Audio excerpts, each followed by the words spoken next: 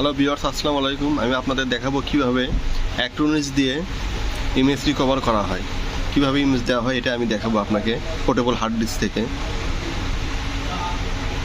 প্রথমে রিকভারে ক্লিক করতে হবে, ডিস্ক রিকভার ব্রাউজ করে আপনাকে হার্ড ডিস্কের লোকেশনটা দেখাই দিতে হবে। আমি হার্ড ডিস্কটা এখনও কানেক্ট করে না, এখন হার্ড ডিস্কটা কানেক্ট করবো।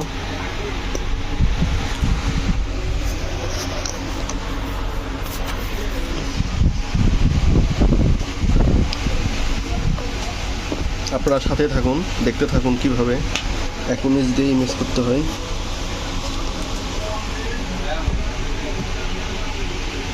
আমি হার্ড ডিস্কটা কানেক্ট করতেছি, পোর্টেবল হার্ড ডিস্ক।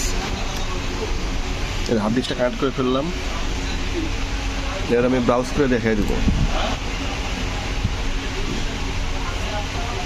ব্রাউজ,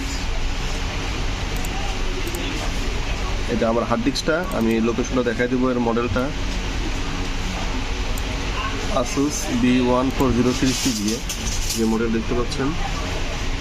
এবার আমি ওকে করবো। এই যে এখানে দেখেন পাতে শো করতেছে। নেক্সটে ক্লিক করব। রিকভার হুল ডিস্ক অ্যান্ড পার্টিশন সিলেক্ট থাকবে। নেক্সট, এখানে ডেটটা আমি সিলেক্ট করে দেবো, যে ডেটে ইমেজটা ব্যাকআপ নেওয়া হয়েছে এই ডেটে। নেক্সট, পুরো বক্সে টিক দিয়ে দেবো।